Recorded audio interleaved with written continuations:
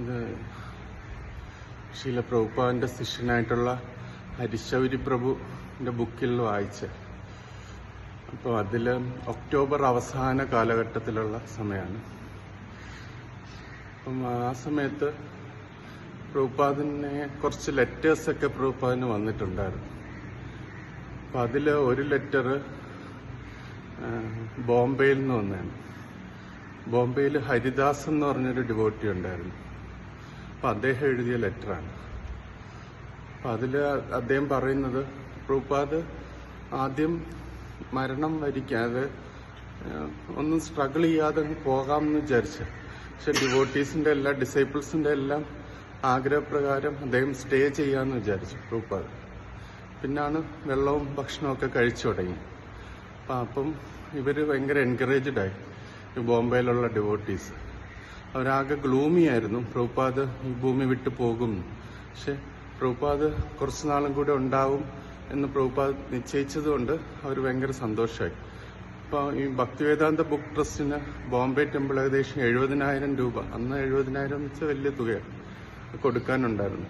അപ്പം പ്രഭുപാദ് ഇങ്ങനെ കുറച്ച് ഞാൻ ഇവിടെ നിൽക്കാം എന്നുള്ള ഇത് വന്നപ്പോൾ അവരെല്ലാം കൂടെ വളരെയധികം സന്തോഷത്തോടുകൂടി അവർ ബുക്ക് വിതരണവും ലൈഫ് മെമ്പർഷിപ്പിനൊക്കെ വേണ്ടി എല്ലാവരും ഇറങ്ങി. അങ്ങനെ അവരെല്ലാം ഉത്സാഹത്തോടെ ചെയ്തപ്പം ഒരു ദസറ ദിവസം തന്നെ അവരേകദേശം 21,000 രൂപ കളക്ട് ചെയ്തു. അപ്പം അതൊക്കെ പറഞ്ഞ് അദ്ദേഹം എഴുതി, ഹരിദാസ്. അപ്പം അത് വായിച്ചപ്പോൾ പ്രഭുപാദിന് നല്ല സന്തോഷമായി. ഉണ്ട് അപ്പോഴത്തേക്കും തമാൽ കൃഷ്ണ മഹാരാജ് പറഞ്ഞു, ഹരിദാസ് ഒരുപാട് ചേഞ്ച് ചെയ്തു എന്ന് പറഞ്ഞു. അപ്പോൾ ഇദ്ദേഹം പണ്ടൊരു കള്ളനായിരുന്നു ഹരിദാസ്. അദ്ദേഹം ഈ പ്രഭുപാദിനെ എൻ്റെ അടുത്ത് വരാനുള്ള കാരണം, പ്രഭുപാദിന്റെ ഒരു ബാക്ക് ടു ഗോഡ് മാഗസിനിൽ പ്രഭുപാദിന്റെ ഒരു പിക്ചർ അദ്ദേഹം കണ്ടു. അപ്പോൾ കണ്ടപ്പോഴത്തേന് അതിനകത്ത് വളരെ നല്ലൊരു വാച്ച് പ്രഭുപാദ്, അത് പ്രഭുപാദിന്റെ പിക്ചറിലൊരു നല്ല വാച്ച് കിടക്കുന്നുണ്ട്. അപ്പോൾ അദ്ദേഹം വിചാരിച്ചു ഞാനത് മോഷ്ടിക്കാം എന്ന് പറഞ്ഞാണ് അദ്ദേഹം യഥാർത്ഥത്തിൽ ഇവിടെ വന്നത്. പിന്നെ പ്രഭുപാദിന്റെ അസോസിയേഷൻ എടുത്തു. അദ്ദേഹത്തിന്റെ നല്ല നല്ല ഗുണങ്ങൾ കണ്ടപ്പോഴത്തേന് അദ്ദേഹം ആ തീരുമാനം മാറ്റുകയും ഭക്തനായിട്ട് മാറുകയും ചെയ്തു. പ്രഭുപാദ് അദ്ദേഹത്തിനെ ഗിരിരാജ് മഹാരാജിന്റെ അടുത്ത് ഏർപ്പാട് ചെയ്തു. അങ്ങനെ അദ്ദേഹത്തിന്റെ അസോസിയേഷൻ കിട്ടിയപ്പം അദ്ദേഹം മാറി. അങ്ങനെ ഇതെല്ലാം വായിച്ച് ഈ ഡിവോട്ടീസ് ഇത് പറഞ്ഞപ്പോഴും പ്രഭുപാദിന്റെ കാരുണ്യം കൊണ്ട് ഇദ്ദേഹം മാറി എന്ന് പറഞ്ഞപ്പം പ്രഭുപാദ് അപ്പോഴും ആ ഹംബിൾ നേച്ചറിൽ പറഞ്ഞു, അത് ഗിരിരാജ് മഹാരാജിന്റെ കാരുണ്യമാണ്, അദ്ദേഹം ഒരു വൈഷ്ണവനാണ്, വൈഷ്ണവന്റെ അസോസിയേഷൻ കൊണ്ടാണ് അദ്ദേഹത്തിന് ഈ മാറ്റം വന്നതെന്ന് പ്രഭുപാദ് പറഞ്ഞു. അതേസമയം അത് ഒരു ഇൻസ്റ്റൻസ്. ആ ദിവസം തന്നെ ഭക്തിവേദാന്ത ഇൻസ്റ്റിറ്റ്യൂട്ട് ഒരു വലിയ സയന്റിഫിക് കോൺഫറൻസ് നടത്തിയിരുന്നു, സ്വരൂപ് ദാമോദർ എന്ന് പറഞ്ഞ പ്രഭുപാദിന്റെ ശിഷ്യൻ. അപ്പോൾ അതെല്ലാം കഴിഞ്ഞതിന് ശേഷം സ്റ്റേറ്റ്സ്മെൻ എന്ന് പറഞ്ഞൊരു പേപ്പറിൽ ഇതിനെക്കുറിച്ച് വളരെ വിഖ്യാതമായിട്ടൊരു ലേഖനമൊക്കെ വന്നു. ലൈഫ്സ് കം ഫ്രം ലൈഫ് എന്ന് പറഞ്ഞ ലേഖനമാണ്. ഇതാണ് ടോപ്പിക്കിലാണ് ആ കോൺഫറൻസ് നടത്തിയത്. അപ്പം പ്രഭുപാദ് അതിനൊരു സ്റ്റേറ്റ്സ്മെൻ എന്ന് പറഞ്ഞ ആ പേപ്പറിൽ അതിനെക്കുറിച്ച് കുറേ കാര്യങ്ങൾ പറയുന്നുണ്ട്. അപ്പോൾ അതെല്ലാം ഇങ്ങനെ പറഞ്ഞ് ഭക്തിവേദാന്ത ഇൻസ്റ്റിറ്റ്യൂട്ടിനെ കുറിച്ചും ഒക്കെ ഇങ്ങനെ പറഞ്ഞു. പിന്നെ സ്വരൂപ് ദാമോദറിന് പ്രഭുപാദ് പറഞ്ഞത് നല്ല ആർട്ടിക്കിളാണെന്ന് പറഞ്ഞു. അപ്പോൾ സ്വരൂപ് ദാമോദറിന് ഭയങ്കര സന്തോഷമായി. പ്രഭുപാദ് ടച്ച് സ്റ്റോൺ ആണ്, അദ്ദേഹം കാരണം ഒരുപാട് ആൾക്കാർ മാറുന്നുണ്ട് എന്ന് പറഞ്ഞു. ഉടനെ ആ സമയത്തും പ്രഭുപാദ് പറഞ്ഞു, അല്ല യസ്യസ്തി ഭക്തിർ അകിഞ്ച, ആ ശ്ലോകം ഇങ്ങനെ പറഞ്ഞിട്ട് പ്രഭുപാദ് പറഞ്ഞു, ഏതൊരു ഭഗവാനെ ആരാധിക്കുന്ന ഏതൊരു ഭക്തനുള്ളിലും എല്ലാ ദേവീദേവന്മാരുടെ നല്ല ഗുണങ്ങൾ ഉണ്ടാകും, ഏത് ഭക്തനും അങ്ങനെ ആയിത്തീരാൻ പറ്റും എന്നിങ്ങനെ പറഞ്ഞു. പ്രഭുപാദ് ആ ക്രെഡിറ്റ് ഞാൻ കാരണമാണ് ഈ വലിയ കോൺഫറൻസ് എല്ലാവരും അപ്രീഷിയേറ്റ് ചെയ്തതെന്നോ ഹരിദാസ് ചേഞ്ച് ചെയ്തത് ഞാൻ കാരണമാണെന്നോ പ്രഭുപാദ് പറഞ്ഞില്ല. ഹരിദാസ് ചേഞ്ച് ചെയ്തത് ഗിരിരാജ് മഹാരാജിന്റെ കാരുണ്യം കൊണ്ടാണെന്നും ഇവിടെ സ്വരൂപ് ദാമോദർ ഇത്രയും വലിയ കോൺഫറൻസ് ഓർഗനൈസ് ചെയ്ത് അത് അദ്ദേഹത്തിന്റെ ക്രെഡിറ്റ് ഫുള്ള് പ്രഭുപാദിന് കൊടുത്തപ്പോഴും പ്രഭുപാദ് പറഞ്ഞു, അത് ഏതൊരു ഭക്തനും, എൻ്റെ ഇതുകൊണ്ടല്ല, ഏതൊരു ഭക്തന്റെ ഹൃദയത്തിലും ഭഗവാനെ ആരാധിക്കുന്ന വ്യക്തിയുടെ ഹൃദയത്തിലും എല്ലാ ദേവീദേവന്മാരുടെ നല്ല ഗുണങ്ങളും ഉണ്ട്. അപ്പം അദ്ദേഹത്തിൻ്റെ ക്വാളിറ്റി കൊണ്ടാണ് ഇങ്ങനെ നല്ലൊരു ഇത് വന്നതെന്ന് തോന്നുന്നു. ആ ശീല പ്രഭുപാദിന്റെ ഹ്യൂമിലിറ്റി അതിനകത്ത് നമുക്ക് കാണാനായിട്ട്.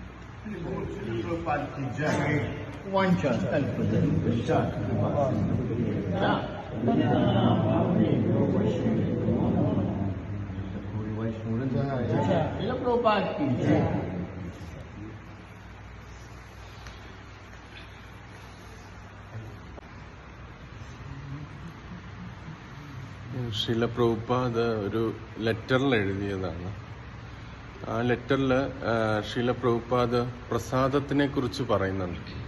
പ്രസാദം എങ്ങനെയാണ് നമ്മൾ കുക്ക് ചെയ്യേണ്ടത്, അല്ലെങ്കിൽ എങ്ങനെയാണ് ഡിസ്ട്രിബ്യൂട്ട് ചെയ്യേണ്ടതെന്നൊക്കെയുള്ള കാര്യങ്ങൾ പറയുന്നുണ്ട്. അപ്പം ചില ഡിവോട്ടി നമ്മൾ ഈ ലെറ്റർ ബുക്കിൽ പ്രഭുപാദിന്റെ ആൻസേഴ്സ് മാത്രമേ നമുക്ക് കാണാൻ പറ്റുള്ളൂ. പ്രഭുപാദിനോട് എന്ത് ചോദ്യം ചോദിച്ചിട്ട് അത് ചോദ്യം നമുക്ക് കാണാൻ പറ്റത്തില്ല, ആൻസേഴ്സ് മാത്രമേ കാണാൻ പറ്റൂ. ആ ആൻസേഴ്സിൽ നിന്ന് നമുക്ക് ഊഹിക്കാൻ പറ്റും എന്ത് ചോദ്യമായിരിക്കും ചോദിച്ചേക്കുന്നത്. അപ്പോൾ ഏതോ ഡിവോട്ടി പ്രസാദം ഒരുപാട് വേസ്റ്റ് ആവുന്നുണ്ട് എന്നുള്ള രീതിയിൽ ഇങ്ങനെ പറഞ്ഞപ്പം പ്രഭുപാദിന്റെ ആൻസർ കൊടുത്തത്, വൈദിക സംസ്കാരത്തിൽ നമ്മൾ ഒരിക്കലും പ്രസാദം വേസ്റ്റ് ആക്കാനായിട്ട് പാടില്ല എന്നുള്ള കാര്യം പറയുന്നു.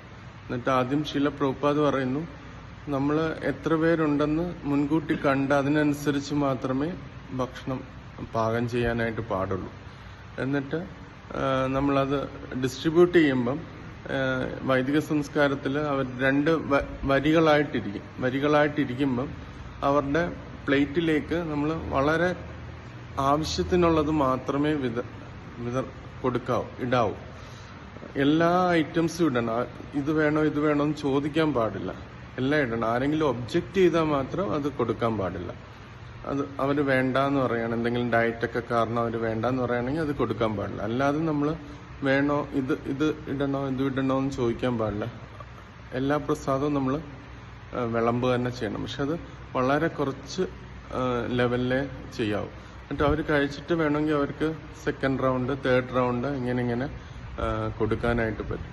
പിന്നെ എക്സ്ട്രാ പ്രസാദം ബാക്കി വന്നു കഴിഞ്ഞാൽ അത് ബാക്കി ഇങ്ങനെ സൂക്ഷിച്ചു വയ്ക്കരുത്. അത് എങ്ങനെയെങ്കിലും ഡിസ്ട്രിബ്യൂട്ട് ചെയ്ത് തീർക്കണം എന്നുള്ള കാര്യം ശീല പ്രഭുപാദ് പറയുന്നുണ്ട്. പിന്നെ വേറൊരാൾ ആ പ്രസാദത്തിനെ കുറിച്ച് ചോദിക്കുന്നത്, എങ്ങനെയാണ് ഈ പ്രോഗ്രാംസ് കണ്ടക്ട് ചെയ്യുമ്പോൾ എങ്ങനെയാണെന്നുള്ള കാര്യം പറയുന്നുണ്ട്. പ്രഭുപാദിനെ കുറിച്ച് പറയുന്നത്, നമ്മുടെ ഒരു കൃഷ്ണ കോൺഷ്യസ് പ്രോഗ്രാം എന്ന് പറഞ്ഞാൽ ആദ്യം ഈ ഫിലോസഫി ബുക്സിനെ ബേസ് ചെയ്ത് ഫിലോസഫി പറയണം. ആദ്യം കീർത്തൻ ചാൻഡിങ് ഡാൻസിങ്, ഇതാണ് പ്രഭുപാദ് ആദ്യം പറഞ്ഞത്. ചാൻഡിങ് ഡാൻസിങ്, പിന്നെ ഈ ഫിലോസഫിയെ കുറിച്ച് സംസാരിക്കണം. ഫിലോസഫിയെ സംസാരിച്ചതിന് ശേഷം ക്വസ്റ്റ്യൻ ആൻസേഴ്സ് വേണം. ക്വസ്റ്റ്യൻ ആൻസർ കഴിഞ്ഞിട്ട് അവർക്ക് പ്രൊഫ്യൂസായിട്ട് പ്രസാദം കൊടുക്കുകയും ചെയ്യണം. പക്ഷെ ഇത് കഴിഞ്ഞിട്ട് ഒരു ഐറ്റവും കൂടെ പ്രഭുപാദ് പറയുന്നുണ്ട്, നമ്മൾ ബുക്സുകളെ കുറിച്ച് പറയണം എന്നുള്ളത്. ബുക്സുകളെ കുറിച്ചുള്ള കാര്യം അതിൽ പറയണം. അത് പർച്ചേസ് ചെയ്യാനായിട്ട് അവരോട് റിക്വസ്റ്റ് ചെയ്യണം എന്നുള്ള കാര്യം പ്രഭുപാദ് പറയുന്നുണ്ട്. പിന്നെ വേറൊരു സ്ഥലത്ത്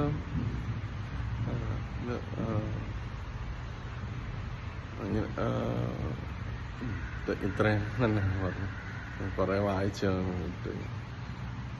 ഇത് പ്രഭുപാദ് എല്ലാ കാര്യത്തിലും ഇത് പല സന്ദർഭത്തിൽ ഇത് ഒരു എക്സാമ്പിൾ പ്രഭുപാദ് പറയുന്നുണ്ട്.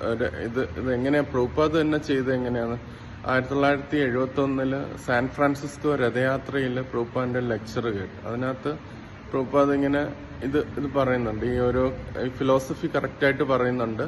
അതിനുശേഷം പ്രഭുപാദ് പറയുന്നുണ്ട്, അപ്പോൾ ഇറങ്ങിയ ബുക്കാണ് ടീച്ചിങ്സ് ഓഫ് ലോർഡ് ചൈതന്യ. ഈ പ്രസാദമുണ്ട്, അതെല്ലാം കഴിക്കണം എന്ന് പറഞ്ഞിട്ട് പ്രഭുപാദ് പറഞ്ഞു, ടീച്ചിങ്സ് ഓഫ് ലോർഡ് ചൈതന്യ എന്ന് പറഞ്ഞ ബുക്കുണ്ട്, അത് വളരെ നല്ല ബുക്കാണ്, നിങ്ങൾ പോകുമ്പോൾ ഒരു കോപ്പി മേടിച്ചിട്ട് പോകണം എന്നിങ്ങനെ പ്രഭുപാദ് തന്നെ പറയുന്നുണ്ട്.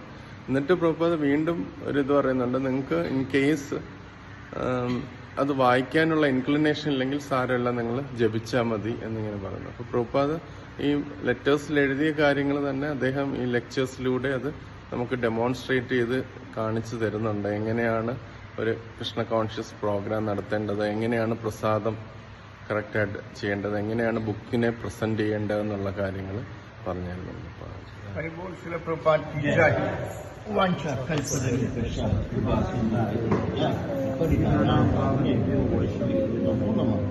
आनंद कोरी वैष्णव की जय, प्रभुपाद की जय, जय की जय।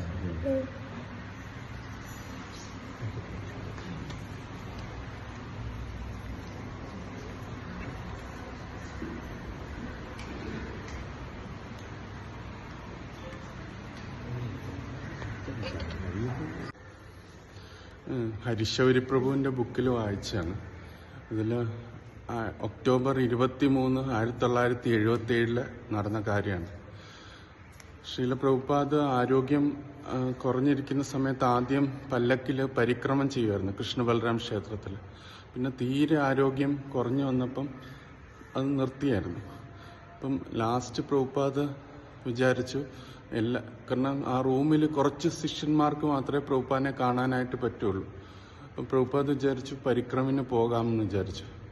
പക്ഷെ ആ സമയത്ത് പ്രഭുപാദ് ബെഡിൽ കിടക്കുമ്പം പ്രഭുപാദിനെ ഒരു സൈഡിലോട്ട് തിരിയണമെങ്കിൽ കൂടി ആരെങ്കിലും തിരിച്ചു കിടത്തിയാലേ തിരിയാൻ പറ്റുള്ളൂ. അത്രയും വീക്കാണ് പ്രഭുപാദിൻ്റെ ബോഡി. പക്ഷെ പ്രഭുപാദ് വിചാരിച്ചു പോകാമെന്ന് വിചാരിച്ചു. അങ്ങനെ 23-ാം തീയതി രാവിലെ 8 മണിക്ക് ശിഷ്യന്മാർ പ്രഭുപാദിനെയും കൊണ്ട് പല്ലക്കിൽ കൃഷ്ണബലറാം ക്ഷേത്രത്തിലേക്ക് പോയി. തൊട്ടടുത്ത് തന്നെ കൃഷ്ണബലറാം ക്ഷേത്രം. അതിൻ്റെ പുറകിലായിട്ടാണ് പ്രഭുപാദിൻ്റെ റൂമായിട്ട് വരുന്നത്.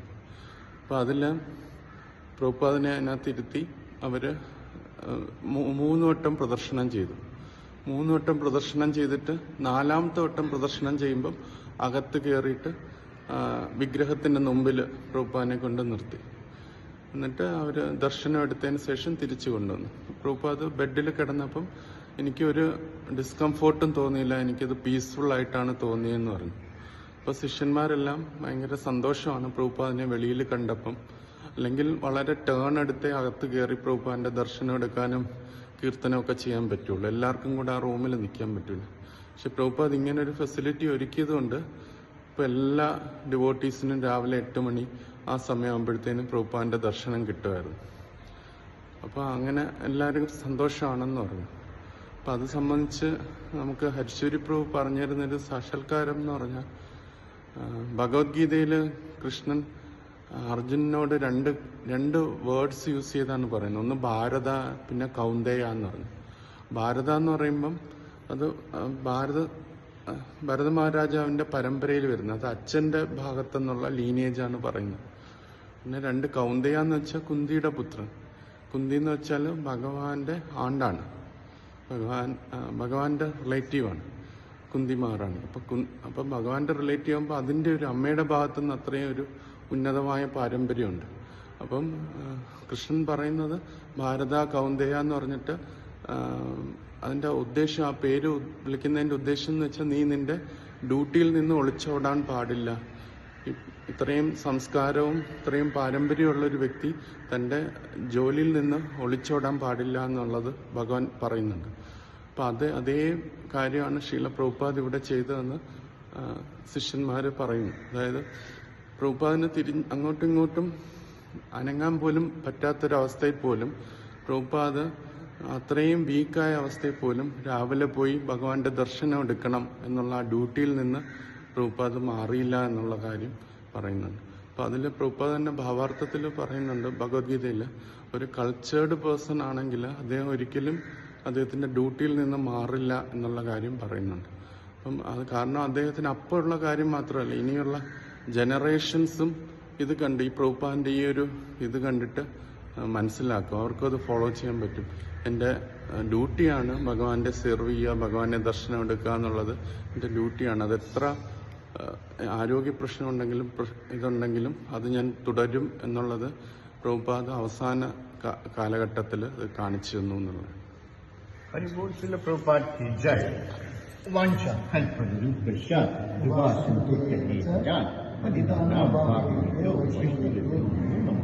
आनंद कोरी वैष्णव की जय, श्रील प्रभुपाद की जय, गुरुदेव की जय।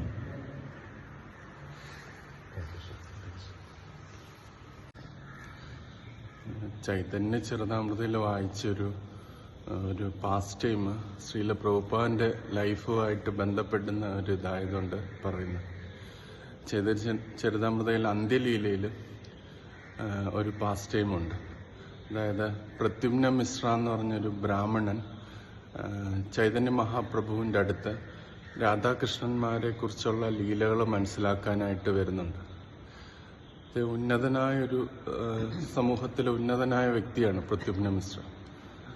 ചൈതന്യ മഹാപ്രഭു ആട്ടെ സന്യാസിയാണ്. അപ്പം ചൈതന്യ മഹാപ്രഭു പ്രദ്യുമ്ന മിശ്രയെ ഈ രാധാകൃഷ്ണന്മാരെ മനസ്സിലാക്കാനായിട്ട് വിടുന്നത് രാമാനന്ദ റായിയുടെ അടുത്താണ്. രാമാനന്ദ റായ് എന്ന് വെച്ചാൽ ഒരു ഗവൺമെൻറ് ഉദ്യോഗസ്ഥനാണ്, ഒരു ഗൃഹസ്ഥനാണ്. അപ്പം അദ്ദേഹത്തിൻ്റെ അടുത്താണ് വിടുന്നത്. എന്നിട്ട് പ്രദ്യുമ്ന മിശ്രയ്ക്ക് ഒരു സംശയം തോന്നുമ്പം ചൈതന്യ മഹാപ്രഭു തന്നെ അദ്ദേഹത്തിനോട് പറയുന്നുണ്ട്, ഞാനും രാധാകൃഷ്ണന്മാരെ മനസ്സിലാക്കുന്നത് രാമാനന്ദ റായിയുടെ അടുത്താണെന്ന്. അപ്പോൾ ആ പാസ്റ്റേയും അത് കഴിഞ്ഞിട്ട് പ്രദ്യുമ്ന മിശ്ര പോയിട്ട് രാമാനന്ദ റായിയുടെ അടുത്തുനിന്ന് ഭഗവാനെക്കുറിച്ച് നല്ല ഡീപ്പായിട്ട് കാര്യങ്ങൾ മനസ്സിലാക്കിയെടുക്കും. അത് കഴിഞ്ഞ് തിരിച്ച് വളരെ സന്തോഷത്തോടെ വരും. അപ്പോൾ അതിൻ്റെ ഭാവാർത്ഥത്തിൽ ശ്രീല പ്രഭുപാദ് എഴുതുന്നുണ്ട്. എഴുതുന്ന കാര്യം എന്ന് പറഞ്ഞാൽ, ഒന്ന്, ഒരു ബ്രാഹ്മണൻ എന്ന് പറഞ്ഞാൽ എല്ലാവരെയും പഠിപ്പിക്കുക എന്നുള്ള ഒരു വ്യക്തിയാണ്. വൈദിക സംസ്കാരം, വൈദിക ശാസ്ത്രം ശരിക്കും മനസ്സിലാക്കി പരമസത്യം എന്താണെന്ന് മനസ്സിലാക്കി അത് പഠിപ്പിക്കുന്ന വ്യക്തിയാണ് ബ്രാഹ്മണൻ. ഒരു ക്ഷത്രിയൻ, ഒരു സന്യാസി എന്ന് പറഞ്ഞാൽ ബ്രാഹ്മണന്റെയും ആധ്യാത്മിക ഗുരുവായിട്ട് വരും. സമൂഹത്തിലെ എല്ലാവരുടെയും ആധ്യാത്മിക ഗുരുവായിട്ട് വരും. അദ്ദേഹത്തിന് ആരോടും അറ്റാച്ച്മെന്റ് ഇല്ല. ഒരു പ്രത്യേകിച്ച് ഗൃഹസ്ഥരോട് അദ്ദേഹം അടുത്തിടപഴകുകയില്ല. അദ്ദേഹം മുകളിലിരുന്നിട്ട് അവർക്കെല്ലാം നിർദ്ദേശങ്ങൾ കൊടുക്കുകയാണ് ചെയ്യുന്നത്. പക്ഷെ ഇവിടെ ചൈതന്യ മഹാപ്രഭു കാണിച്ചു തന്നത്, ആരൊക്കെയാണോ ഈശ്വരന്റെ തത്വം അറിയുന്നത് അവരെല്ലാം ഗുരുവാണ്. അവരുടെ ഏത് പൊസിഷനാണ് അവർ ഭൗതിക ലോകത്തിലുള്ളത് എന്ന് അത് ഒരടിസ്ഥാനമല്ല. കൃഷ്ണനെ കുറിച്ചുള്ള തത്വം മനസ്സിലാക്കി ഏതൊരു വ്യക്തിയും ഗുരുവാണ് എന്നുള്ളത് ചൈതന്യ മഹാപ്രഭു ആ പാസ് ടൈമിലൂടെ കാണിച്ചു തരിക ചെയ്തു.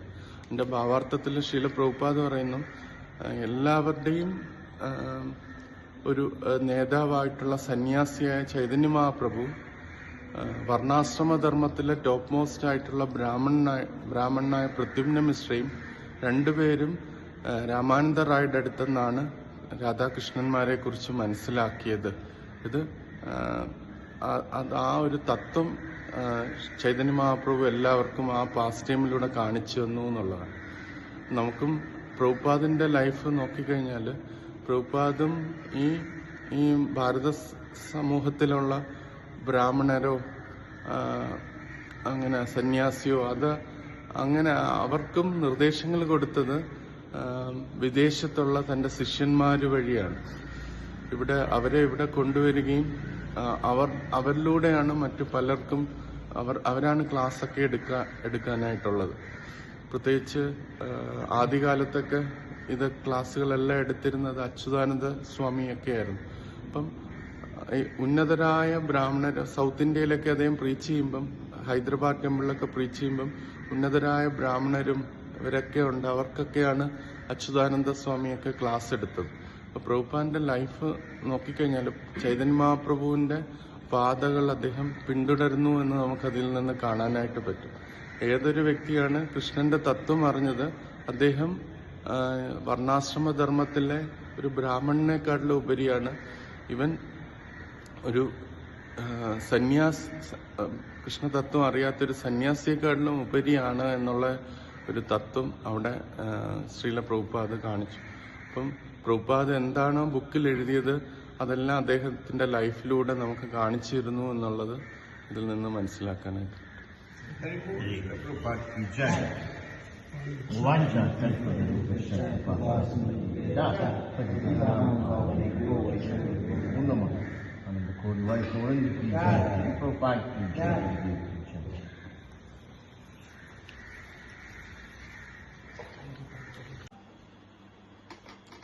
ഹരേ കൃഷ്ണ. ഇത് ശ്രീല പ്രഭുപാദിന്റെ ശിഷ്യനായിട്ടുള്ള ഹരിശൗരി പ്രഭുവിന്റെ ബുക്കിൽ നിന്ന് വായിച്ചൊരു കാര്യമാണ്. അതില് ഹരിശൗരി പ്രഭു ഓരോ GBCയും 30 ദിവസം നിന്ന് ശ്രീല പ്രഭുപാദിനെ സേവനം ചെയ്യണം എന്നായിരുന്നു ശ്രീല പ്രഭുപാദിന്റെ ആഗ്രഹം. അതുകൊണ്ട് ഹരിശൗരി പ്രഭു 1977 ഒക്ടോബർ മാസം മുഴുവൻ ശ്രീല പ്രഭുപാദിനെ സേവനം ചെയ്തായിരുന്നു. അപ്പം ഏകദേശം 30-ാം തീയതി അടുത്തപ്പോൾ ഹരിശൗരി പ്രഭുവിന് വളരെയധികം ഒരു വിഷമമായി. അദ്ദേഹം ഓസ്ട്രേലിയയിലെ GBC ആണ്. അപ്പൊ അദ്ദേഹത്തിന് തിരിച്ച് ഓസ്ട്രേലിയയിലേക്ക് പോകേണ്ടതായിട്ടുണ്ട്. അപ്പൊ അദ്ദേഹത്തിന് ഒരു കൺഫ്യൂഷനായി. ശീല പ്രഭുപാദ് ഇത്രയും ആരോഗ്യം മോശമായിട്ടിരിക്കുന്ന ഒരു അവസ്ഥയിൽ ശീല പ്രഭുപാദ് തന്നെയാണ് ഓസ്ട്രേലിയയിൽ ഒരുപാട് സർവീസ് ഹരിശൗരി പ്രഭുവിന് കൊടുത്തത്. അപ്പൊ അദ്ദേഹത്തിന് പോകണോ അതോ ശീല പ്രഭുപാദിനെ തന്നെ സേവനം ചെയ്ത് വൃന്ദാവനത്തിൽ തന്നെ ഇരിക്കണോ എന്നുള്ളൊരു ഡൗട്ട് ഉണ്ടായി. അപ്പൊ അതിങ്ങനെ അദ്ദേഹം വിഷമിച്ചിരിക്കുമ്പോൾ അദ്ദേഹം ഓർക്കുന്ന ഒരു കാര്യമാണ് അതിനകത്ത് പറയുന്നത്. ഇതേപോലെ തന്നെ കഴിഞ്ഞ ഒരു കുറെ വർഷങ്ങള് അദ്ദേഹം ശീല പ്രഭുപാദിന്റെ സേവനം നിന്ന സമയത്ത് അദ്ദേഹം ബ്രഹ്മചാരിയായിട്ടായിരുന്നു നിന്നത്. അപ്പൊ അദ്ദേഹത്തിന് വിവാഹം കഴിക്കണമെന്നും തിരിച്ച് ഓസ്ട്രേലിയയിൽ പോകണമെന്നും അവിടെ സേവനം ചെയ്യണമെന്നൊക്കെ ഒരു ആഗ്രഹം വന്നപ്പം അദ്ദേഹം പ്രഭുപാദിനോട് എങ്ങനെ പറയും എന്നൊരു സംശയം ഉണ്ടായിരുന്നു. ഇത് മുമ്പുള്ള കാര്യമാണ്. അതേ കൺഫ്യൂഷൻ ഇപ്പോഴും അദ്ദേഹത്തിന് വന്നെന്നാണ് അദ്ദേഹം പറയുന്നത്. മുമ്പ് അദ്ദേഹം ശീല പ്രഭുപാദിന്റെ പേഴ്സണൽ സെർവന്റ് ആയിരുന്നപ്പം അദ്ദേഹത്തിന് ഇങ്ങനെ ആ സേവനത്തിൽ നിന്ന് മാറി ഓസ്ട്രേലിയക്ക് തിരിച്ചു പോകണം എന്നുള്ളൊരു ഇത് വന്ന സന്ദർഭത്തിൽ അദ്ദേഹത്തിന് സംശയം എന്ത് ചെയ്യണം. അപ്പൊ ആ സമയത്ത് തമാൽ കൃഷ്ണ ഗോസ്വാമി മഹാരാജ് അവിടെ ഉണ്ടായിരുന്നു. അപ്പൊ അദ്ദേഹത്തിനോട് ഈ കൺഫ്യൂഷൻ ഹരിശൗരി പ്രഭു പറഞ്ഞപ്പം തമാൽ കൃഷ്ണ മഹാരാജ് പറഞ്ഞു, നീ ശീല പ്രഭുപാദിനോട് പോയി തന്നെ ചോദിക്കൂ, അതാണ് ഏറ്റവും ഉചിതമായ മാർഗം എന്ന് പറഞ്ഞു. പിന്നെ ഹരിശൗരി പ്രഭു പറഞ്ഞു, ഞാൻ എങ്ങനെ പ്രഭുപാദിനെ എന്റെ ചെറിയ കാര്യങ്ങൾ വെച്ച് അത് ഡിസ്റ്റർബ് ചെയ്യും എന്നാണ് ഹരിശൗരി പ്രഭു പറഞ്ഞത്. അപ്പൊ അതില് ഹരിശൗരി പ്രഭു പറയുന്നത്, തമാൽ കൃഷ്ണ മഹാരാജ് എനിക്ക് നല്ലൊരു ഉപദേശം തന്നു എന്നുള്ള കാര്യം പറയുന്നുണ്ട്. അതില് ഇങ്ങനെയാണ് തമാൽ കൃഷ്ണ മഹാരാജ് പറഞ്ഞത്, അതായത് ഇപ്പൊ നീ നിന്റെ മനസ്സനുസരിച്ച് നിനക്ക് നല്ലതെന്ന് തോന്നുന്ന ഒരു കാര്യം നീ അത് ചെയ്യാനായിട്ട് തുനിഞ്ഞു കഴിഞ്ഞാല് കുറച്ചു കഴിയുമ്പോഴത്തേന് ഇത് നല്ലതാണോ ശരിയാണോ എന്നുള്ള കൺഫ്യൂഷൻ എപ്പോഴും നിന്റെ ഹൃദയത്തിലുണ്ടാകും. നിനക്ക് ഉറപ്പുണ്ടാവത്തില്ല ഇത് ഞാൻ ചെയ്യുന്ന ശരിയാണോ തെറ്റാണോ. പക്ഷെ അതേസമയം നീ ശീല പ്രഭുപാദിന്റെ അടുത്ത് പോയി കഴിഞ്ഞാല് അദ്ദേഹം നിനക്കൊരു നിർദ്ദേശം തന്നു കഴിഞ്ഞാൽ പിന്നെ നിന്റെ ഹൃദയം ക്ലീനാണ്. നിനക്ക് ഒന്നും ചെയ്യേണ്ട, ആ നിർദ്ദേശം ചെയ്താൽ മതി. വേറെ ഒന്നും കൺഫ്യൂഷൻ ഉണ്ടാവത്തില്ല. നിനക്ക് ഉറപ്പായിരിക്കും അത് ശീല പ്രഭുപാദിനെയും കൃഷ്ണനെയും പ്ലീസ് ചെയ്യുന്നതായിരിക്കും പ്രഭുപാദിന്റെ നിർദ്ദേശം ഫോളോ ചെയ്യുന്നതെന്ന്. അങ്ങനെയാണ് തമാൽ കൃഷ്ണ ഗോസ്വാമി മഹാരാജ് ഹരിശൗരി പ്രഭുവിന്റെ അടുത്ത് പറഞ്ഞത്. അപ്പൊ അത് അദ്ദേഹം ഒരു ഒരു ഒരു ഒരു ഉന്നത ഭക്തന്റെ ഉപദേശം പോലെ അദ്ദേഹം സ്വീകരിക്കുകയും അതേപോലെ പാലിക്കുകയും ചെയ്തു. അതിലൂടെ ഹരിശൗരി പ്രഭു നമുക്ക് പറഞ്ഞു തരുന്ന കാര്യം, നമ്മുടെ മനസ്സനുസരിച്ച് ചില കാര്യങ്ങൾ തീരുമാനിച്ച് അത് ചെയ്യാൻ ഇത് ചെയ്യാൻ നമ്മൾ തുടക്കത്തിൽ വിചാരിക്കും നല്ലതാണെന്ന് വിചാരിക്കും. പക്ഷെ മുന്നോട്ട് പോകുമ്പോൾ നമുക്ക് തന്നെ സംശയം തോന്നും, ഞാൻ ചെയ്യുന്ന ശരിയാണോ ഇല്ലയോ എന്നുള്ളത്. അതുകൊണ്ട് ഏറ്റവും ഉത്തമം എന്ന് പറഞ്ഞാല് ആധ്യാത്മിക ഗുരുവിന്റെയും ഉത്തമരായ ഭക്തന്മാരുടെയും നിർദ്ദേശം അനുസരിച്ച് നമ്മുടെ ജീവിതത്തെ ക്രോഡീകരിക്കുന്നതാണ്. അപ്പൊ നമുക്ക് ഒരു കൺഫ്യൂഷനും ഇല്ല, നമുക്ക് 100% ഉറപ്പുമായിരിക്കും കൃഷ്ണൻ സന്തോഷപ്പെടുന്നുണ്ട് എന്നുള്ളത് ഹരിശൗരി പ്രഭു അതിലൂടെ നമുക്ക് പറഞ്ഞു തരുന്നുണ്ട്. ഹരേ കൃഷ്ണ പ്രഭു. ഹരേ കൃഷ്ണ. ശ്രീല പ്രഭുപാദിന്റെ ലീലാമൃത എന്ന് പറഞ്ഞ ബുക്കുണ്ട്. അത് പ്രഭുപാദിന്റെ തന്നെ ആദ്യകാല ശിഷ്യനായിട്ടുള്ള സത്സ്വരൂപ മഹാരാജ് എഴുതിയതാണ്. അത് 6 വോളിയൂംസ് ആയിട്ടാണുള്ളത്. 7 വോളിയൂം ഉണ്ട്. 7 വോളിയൂം അദ്ദേഹം പിന്നെഴുതിയതാണ്, ആദ്യം പബ്ലിഷ് ചെയ്തിട്ട്. കാരണം പല ശിഷ്യന്മാരും പറഞ്ഞു ചില ശ്രീല പ്രഭുപാദിന്റെ പാസ്റ്റ് ടൈംസ് വളരെ നല്ല പാസ്റ്റ് ടൈംസ് അത് അതിനകത്ത് വന്നിട്ടില്ല എന്ന് പറഞ്ഞപ്പം അഡീഷണൽ പാസ്റ്റ് ടൈംസ് എന്ന് പറഞ്ഞൊരു ബുക്ക് 7ാമത്തെ വോളിയം കൂടെ അദ്ദേഹം എഴുതി. മെയിൻലി 6 വോളിയം ആണുള്ളത്, പിന്നെ ഒരു അഡീഷണൽ വോളിയം ഉണ്ട്. അപ്പൊ 6ാമത്തെ വോളിയം എൻഡ് ചെയ്യുന്ന സമയം എന്ന് പറഞ്ഞാൽ പ്രഭുപാദ് ഈ ഭൂമിയിൽ നിന്ന് പോയ കാര്യമാണ് എൻഡ് ചെയ്യുന്നത്. അപ്പൊ അത് പ്രഭുപാദ് ആദ്യകാലത്ത് ശിഷ്യന്മാരുടെ ആഗ്രഹപ്രകാരം ഞാൻ ഇവിടെ ഭൂമിയിൽ നിൽക്കാം എന്നുള്ള ഒരു തീരുമാനം എടുത്തായിരുന്നു. ശിഷ്യന്മാർ അത്രയും ആഗ്രഹിച്ച് പറഞ്ഞപ്പം അതുവരെ ഭക്ഷണം കഴിക്കാതിരുന്ന പ്രഭുപാദ് അപ്പത്തൊട്ടാണ് ചെറുതായിട്ട് ഈ ഫ്രൂട്ട് ജ്യൂസ് ഒക്കെ കഴിച്ചു തുടങ്ങിയത്. പക്ഷെ പ്രഭുപാദ് അപ്പോഴും പ്രഭുപാദിന്റെ മൂഡ് സത്സ്വരൂപ മഹാരാജ് പറയുന്നത്, തനിക്ക് താൻ അങ്ങനെ ഒരു തീരുമാനം എടുത്താലും എല്ലാം ഈശ്വരന്റെ നിശ്ചയപ്രകാരമേ നടക്കൂ എന്നുള്ള കാര്യം പ്രഭുപാദിന് വ്യക്തമായിട്ട് അറിയാമായിരുന്നു എന്നുള്ളത്.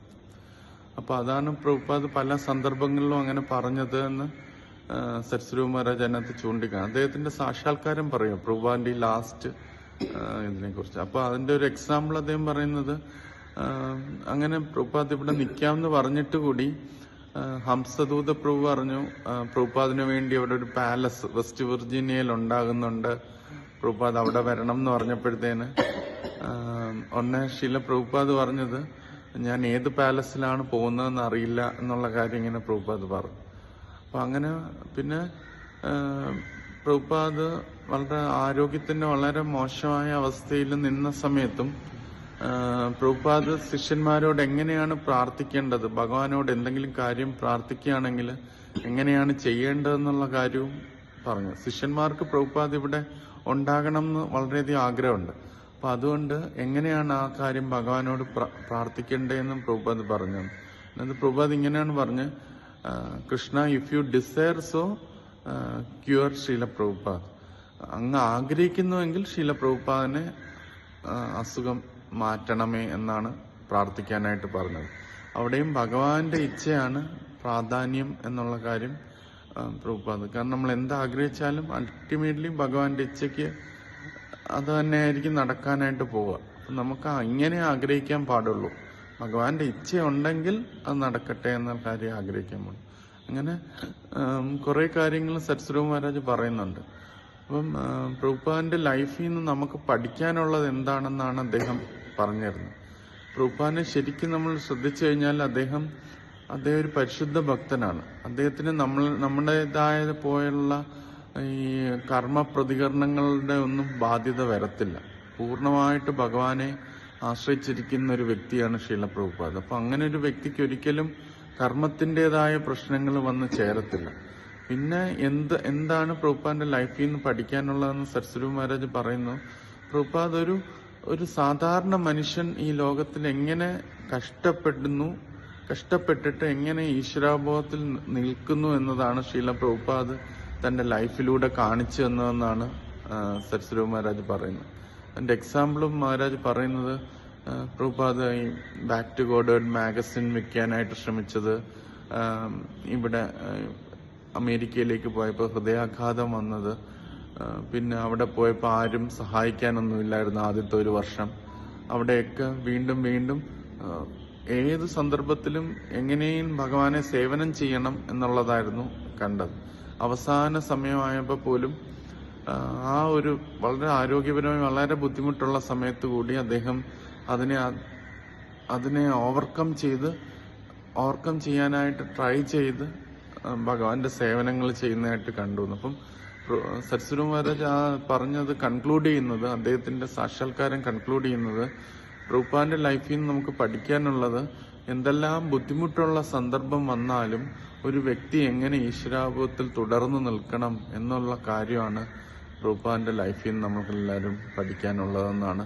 അത് അവസാന നിമിഷം എങ്ങനെ മരിക്കണം എന്നും കൂടി, അവിടെയും ഈശ്വരാബോധത്തോടുകൂടി എങ്ങനെ മരിക്കണം എന്നും കൂടി പ്രഭുപാദ് നമുക്ക് കാണിച്ചു തന്നു. അതാണ് പ്രഭുപാദിന്റെ പേഴ്സണൽ ലൈഫിൽ നിന്ന് നമുക്ക് ഏറ്റവും ഉൾക്കൊള്ളേണ്ട സത്യം എന്ന് ഇത് സരസ്വതി മഹാരാജ് പറയുന്നു.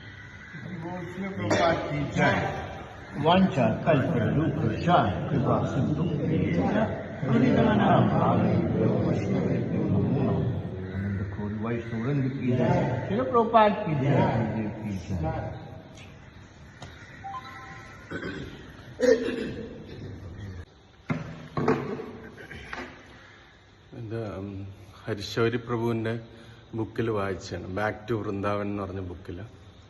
അതില് പ്രഭുപാദിന്റെ ലാസ്റ്റ് 28 ഒക്ടോബർ 28 ആ സമയത്തുള്ളതാണ്. ആ സമയത്ത് പ്രഭുപാദിനെ കാണാനായിട്ട് ഡിവോട്ടീസൊക്കെ വരുമായിരുന്നു. ഫസ്റ്റ് അതിൽ പറയുന്ന 28 വന്ന 2 ഡിവോട്ടീസ്, ഒന്ന് ഹരിപ്രസാദ് ഭദ്രുക എന്ന് പറഞ്ഞ അദ്ദേഹത്തിനെ പ്രഭുപാദ് ഇവിടെ ഹൈദരാബാദിലെ ഫാം കമ്മ്യൂണിറ്റി ഏൽപ്പിച്ചാണ്. ഹൈദരാബാദിൽ മെയിനായിട്ട് അദ്ദേഹത്തിന് ഏകദേശം 560 ഏക്കർ സ്ഥലം പ്രഭുപാദിന് കിട്ടിയായിരുന്നു. പുല്ലാറെഡ്ഡി എന്ന് പറഞ്ഞൊരു വ്യക്തി അദ്ദേഹത്തിന് ഡൊണേറ്റ് ചെയ്തായിരുന്നു പ്രഭുപാദിന്. അപ്പോൾ അവിടെ ഒരു ഫാം പ്രഭുപാദ് അവിടെ താമസിക്കുകയും ഒരു ഫാം കമ്മ്യൂണിറ്റി ഡെവലപ്പ് ചെയ്യണം എന്നുള്ള ഇതുണ്ടായിരുന്നു. പ്രഭുപാദിന്റെ ലാസ്റ്റ് ആഗ്രഹങ്ങളിൽ ഒന്നായിരുന്നു വർണ്ണാശ്രമ ധർമ്മം നല്ല രീതിയിൽ എസ്റ്റാബ്ലിഷ് ചെയ്യണം. അപ്പം അതുകൊണ്ട് അവിടെ ഫാം കമ്മ്യൂണിറ്റിയെ കുറിച്ച് അവിടെ അപ്പം അദ്ദേഹം വന്ന് റിപ്പോർട്ടൊക്കെ കൊടുക്കുന്നുണ്ട്. പ്രഭുപാദ് 3 സീനിയർ ഡിവോട്ടീസിനെ അവിടെ അതിന്റെ മാനേജ്മെന്റിന് വേണ്ടി അയച്ചു. ഒന്ന് തേജസ് പ്രഭു, പിന്നെ ഹംസദൂത പ്രഭു, പിന്നെ മഹാംശ മഹാരാജ്. ഈ 3 പേരെയാണ് ഹൈദരാബാദിലെ ഫാം കമ്മ്യൂണിറ്റിക്ക് അയച്ചു. പക്ഷെ എന്തോ പ്രഭുപാദ് പോയതിനു ശേഷം അവിടെ അത്ര ആക്ടിവിറ്റീസ് ഒന്നും നടക്കുന്നില്ല. അപ്പൊ ഈ ബദ്രുക എന്ന് പറഞ്ഞ അദ്ദേഹം ഈ പുല്ലാറെഡ്ഡിയുടെ ഫ്രണ്ടാണ്. അദ്ദേഹം വന്ന് ഈ റിപ്പോർട്ടൊക്കെ പറയുകയാണ്. അപ്പൊ പ്രഭുപാദ് അതിനകത്ത് മെയിനായിട്ട് പറഞ്ഞത് ഫാം കമ്മ്യൂണിറ്റിയിൽ ചെയ്യേണ്ട കാര്യം വെച്ചാൽ ഫുഡ് ഡിസ്ട്രിബ്യൂഷൻ ചെയ്യണം, പ്രസാദം ഡിസ്ട്രിബ്യൂഷൻ ചെയ്യണം എന്നുള്ള കാര്യം പ്രഭുപാദ് പറഞ്ഞു. അപ്പൊ അവര് വീക്കെൻഡിലൊക്കെ ചെയ്യുന്നുള്ളൂ എന്ന് പറയുമ്പം നമ്മുടെ മെയിനായിട്ട് നമ്മുടെ പ്രസ്റ്റീജ് കൂടുന്ന വെച്ചാൽ നമ്മൾ കൃഷ്ണ കോൺഷ്യസ് ഫിലോസഫി നല്ല രീതിയിൽ പറയുകയും അതേസമയം തന്നെ എല്ലാവർക്കും പ്രസാദം ഡിസ്ട്രിബ്യൂഷൻ ചെയ്യുകയും ചെയ്യണം എന്നുള്ള കാര്യം പ്രഭുപാദ് പറഞ്ഞു. അതിനുശേഷം ഗോപാൽകൃഷ്ണ മഹാരാജ് വന്നു. ഗോപാൽകൃഷ്ണ മഹാരാജിന് 2 സർവീസാണ് പ്രഭുപാദ് കൊടുത്തത്. ഒന്ന്, അദ്ദേഹത്തിന് ഈ ഇന്ത്യയിൽ വരുന്ന ആൾക്കാർക്ക്, അമേരിക്കയിൽ നിന്ന് ഇന്ത്യയിൽ വരുന്ന ആൾക്കാർക്ക് 3 മാസത്തെ വിസയേ ഉണ്ടായിരുന്നുള്ളൂ. അത് കാരണം 3 മാസം കഴിയുമ്പോൾ അവർക്ക് തിരിച്ചു പോകേണ്ടതായിട്ട് വരും. വളരെ ചെലവാണത്. അവിടെ നിന്ന് ഇവിടെ വരാൻ പൈസ വേണം, പിന്നെയും തിരിച്ചു പോകാൻ. പിന്നെ വിസ പുതുക്കണമെങ്കിൽ അവിടെ പോയിട്ട് വന്നാലേ പുതുക്കാൻ പറ്റുള്ളൂ. അപ്പോൾ ഗവൺമെന്റിനോട് വർഷങ്ങളായിട്ട് പ്രഭുപാദ് ഇങ്ങനെ ഇന്ത്യൻ ഗവൺമെന്റിനോട് സംസാരിക്കുമായിരുന്നു വിസ പുതുക്കണം എന്നുള്ളത്. അപ്പോൾ അതാണ് ഗോപാൽകൃഷ്ണ ഗോസ്വാമി മഹാരാജിന് കൊടുത്ത ഒരു സർവീസ്. 2ാമത്തെ സർവീസ് ബുക്സുകളെല്ലാം ഹിന്ദിയിൽ പ്രിന്റ് ചെയ്യണം എന്നുള്ളതാണ്. പ്രഭുപാദിന്റെ ബുക്സുകളെല്ലാം ഹിന്ദിയിൽ പ്രിന്റ് ചെയ്യണം എന്നുള്ളതാണ് സർവീസ്. അപ്പം മഹാരാജ് എപ്പോഴും ഡൽഹിയിൽ നിന്ന് വൃന്ദാവൻ ഇങ്ങനെ വന്ന് പോയിക്കൊണ്ടിരിക്കും. അപ്പൊ പ്രഭുപാദ് ഓരോ കാര്യത്തിൽ അദ്ദേഹത്തിനെ ഇങ്ങനെ പുഷ് ചെയ്തുകൊണ്ടിരിക്കും. പക്ഷെ അത് വളരെ സിൻസിയറാണ്. അതുകൊണ്ട് പ്രഭുപാദിന് അത്ര ഇഷ്ടമാണ് അദ്ദേഹം വന്ന് റിപ്പോർട്ടുകൾ പറയുമ്പോൾ. അങ്ങനെ ഒരു വട്ടം ഇത് ആദ്യം ഇന്ദിരാഗാന്ധി ഗവൺമെന്റിന്റെ സമയത്ത് അക്സെപ്റ്റ് ചെയ്തില്ല. കാരണം അവിടെ ആ സമയത്ത് കമ്മ്യൂണിസ്റ്റുകൾ ഒരുപാട് എതിർപ്പുണ്ടാക്കി. കാരണം ഈ വിദേശത്തുനിന്ന് വരുന്ന ഈ ഡിവോട്ടീസ് അമേരിക്കൻ ചാരന്മാരാണ് എന്നൊക്കെ പറഞ്ഞാണ് കമ്മ്യൂണിസ്റ്റുകാരെ എതിർപ്പുണ്ടാക്കിയത്. അപ്പൊ ആ ഒരു അലിഗേഷൻ ഇങ്ങനെ നിൽക്കുന്നുണ്ട്. അപ്പൊ അത് പിന്നെ ജനതാ ഗവൺമെന്റ് വന്നപ്പോഴും അവരും അത്ര പെട്ടെന്ന് കൊടുക്കാനായിട്ട് ഇല്ല. അവർക്കും താല്പര്യമുണ്ട്, പക്ഷേ കമ്മ്യൂണിസ്റ്റ് ആൾക്കാര് കുറച്ചിങ്ങനെ ഇത് കൊടുക്കരുത് എന്ന് പറഞ്ഞു. അപ്പം പ്രഭുപാദ് ആ സമയത്ത് ഇത് കേട്ടപ്പം ഒരു ഇത് പറഞ്ഞു, യസ്യാത്മബുദ്ധി കുനബേ ധൃതാതുകേ എന്ന് പറഞ്ഞ ആ ശ്ലോകം. അതായത് പ്രഭുപാദ് ഇങ്ങനെ അതിന്റെ അർത്ഥം വന്നത്, ഒരു വ്യക്തിക്ക്, ഭഗവാനെ ആരാധിക്കുന്ന ഒരു വ്യക്തിക്ക് എല്ലാ നല്ല ഗുണങ്ങളും കാണും. പക്ഷെ ഭഗവാനെ ആരാധിക്കാത്ത വ്യക്തികൾ എത്ര ഭൗതികമായ ഗുണങ്ങളുണ്ടെങ്കിലും അത് നല്ലതായിരിക്കണം എന്നില്ല, അൾട്ടിമേറ്റ്ലി നല്ലതായിരിക്കണം എന്നില്ല എന്ന് പറഞ്ഞു. അപ്പം പ്രഭുപാദ് പറഞ്ഞു, ഓൺലി എൻവിയസ് പേഴ്സൺ, അസൂയുള്ളവർക്ക് മാത്രമേ ഈ ഭക്തന്മാരെ ഇഷ്ടപ്പെടാതെ ഇരിക്കത്തുള്ളൂ, ബാക്കി എല്ലാവർക്കും ഇഷ്ടപ്പെടും എന്നുള്ള കാര്യം പറഞ്ഞു. എന്നിട്ട് പ്രഭുപാദ് അത്രയും പറഞ്ഞിട്ടും പ്രഭുപാദ് പിന്നെ അപ്പം ഗോപാൽകൃഷ്ണ ഗോസ്വാമി മഹാരാജ് പറഞ്ഞു, ഒരു എഗ്രിമെന്റിൽ എത്തിയിട്ടുണ്ട്. അതായത് ഇസ്കോൺ ഡിവോട്ടീസിന് 3 years extension, visa extension, 3 months എന്നുള്ള 3 years എന്നാക്കി. പക്ഷെ അത് ഡയറക്റ്റ് ആ വിസ പോളിസിയിലല്ല, ഗവൺമെന്റ് തന്നെ ഒരു ലെറ്റർ കൊടുക്കും, എല്ലാ കോൺസുലേറ്റിലേക്കും കൊടുക്കും, 3 years എക്സ്റ്റെൻഡ് ചെയ്യണം എന്ന് പറഞ്ഞു. പക്ഷെ പ്രഭുപാദിന്റെ സൂക്ഷ്മത അത്രയും ഉണ്ടെന്ന് നമുക്ക് അതിൽ നിന്ന് മനസ്സിലാക്കാൻ പറ്റും. പ്രഭുപാദ് പറഞ്ഞു, നമ്മുടെ ഈ പ്രസ്ഥാനത്തിന്റെ പേരുപയോഗിച്ച് വേണമെങ്കിൽ ആൾക്കാർക്ക് വരാം, ഞങ്ങൾ ഇസ്കോൺ ഡിവോട്ടി ആണ് എന്ന് പറഞ്ഞ് വന്നിട്ട് അവരെന്തെങ്കിലുമൊക്കെ ചെയ്തിട്ട് തിരിച്ചു പോകാം. പക്ഷെ അവര് ആ പേരിൽ 3 years എക്സ്റ്റൻഷൻ അവർക്ക് കിട്ടും എന്നുള്ളത്. അപ്പൊ അതുകൊണ്ട് GBC ആരൊക്കെ വരണം എന്നുള്ളത് GBC സെലക്ട് ചെയ്യണം എന്നുള്ള കാര്യം പറഞ്ഞു. പ്രഭുപാദ് ഏകദേശം ഏറ്റവും അവസാനത്തെ ഘട്ടമാണെങ്കിൽ പോലും തന്റെ പ്രസ്ഥാനത്തിന്റെ പേര് ദുരുപയോഗം ചെയ്യാനായിട്ട് പാടില്ല എന്നുള്ള കാര്യത്തിൽ പ്രഭുപാദിന് കർശനമായിട്ടുള്ള ഒരു ഇതുണ്ടായിരുന്നു. അത്രയും ശ്രദ്ധാലുവാണ് പ്രഭുപാദ്. ഇത്രയും ചെറിയ കാര്യങ്ങളിൽ പോലും അദ്ദേഹത്തിന് സംസാരിക്കാൻ കൂടി പറ്റില്ല എന്നുണ്ടെങ്കിൽ പോലും അത്ര ഷാർപ്പായിരുന്നു പ്രഭുപാദ് എന്ന് നമുക്ക് അതിൽ നിന്ന് മനസ്സിലാക്കാനായിട്ട് പറ്റും. Haribol Srila Prabhupada ki jai. Vancha kalpada rupa shah prabhasanti kalpada jai. कोई वैष्णव की जय, श्रील प्रभुपाद की जय, गुरुदेव की जय।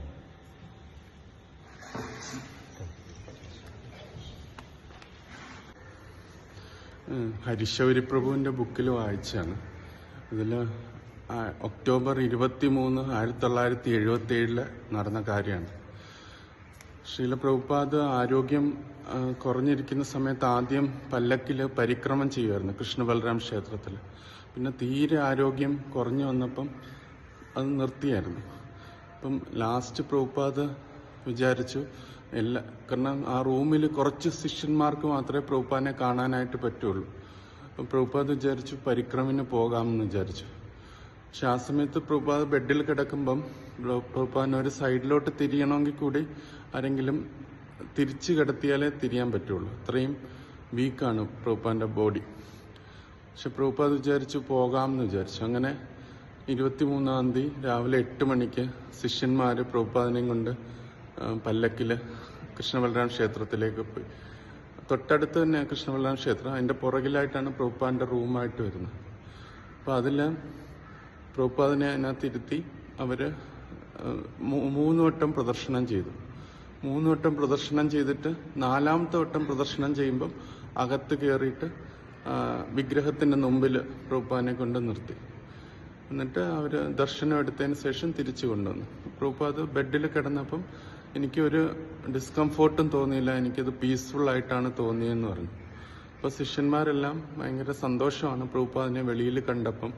അല്ലെങ്കിൽ വളരെ ടേൺ എടുത്തേ അകത്ത് കയറി പ്രഭുപാദിൻ്റെ ദർശനം എടുക്കാനും കീർത്തനമൊക്കെ ചെയ്യാൻ പറ്റുള്ളൂ. എല്ലാവർക്കും കൂടെ ആ റൂമിൽ നിൽക്കാൻ പറ്റില്ല.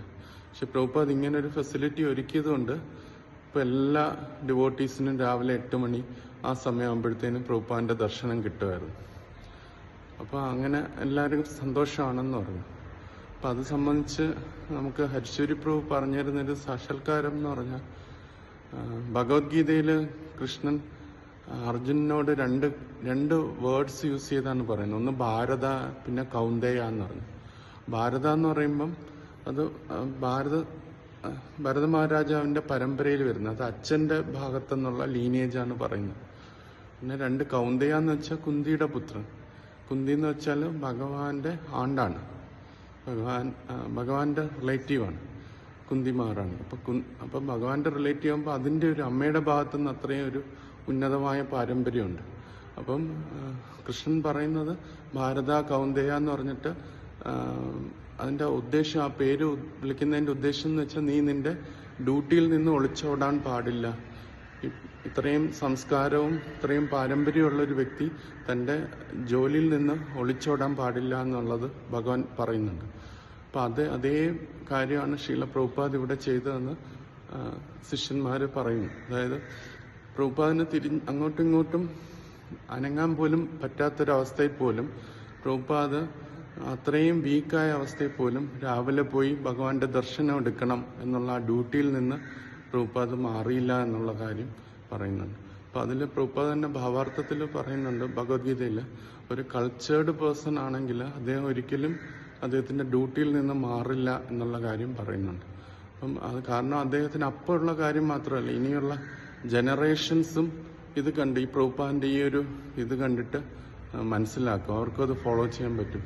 എൻ്റെ ഡ്യൂട്ടിയാണ് ഭഗവാന്റെ സെർവ് ചെയ്യുക, ഭഗവാന്റെ ദർശനം എടുക്കുക എന്നുള്ളത് എൻ്റെ ഡ്യൂട്ടിയാണ്. അതെത്ര ആരോഗ്യ പ്രശ്നമുണ്ടെങ്കിലും ഇതുണ്ടെങ്കിലും അത് ഞാൻ തുടരും എന്നുള്ളത് പ്രഭുപാദ് അവസാന കാലഘട്ടത്തിൽ അത് കാണിച്ചു തന്നു എന്നുള്ളത്.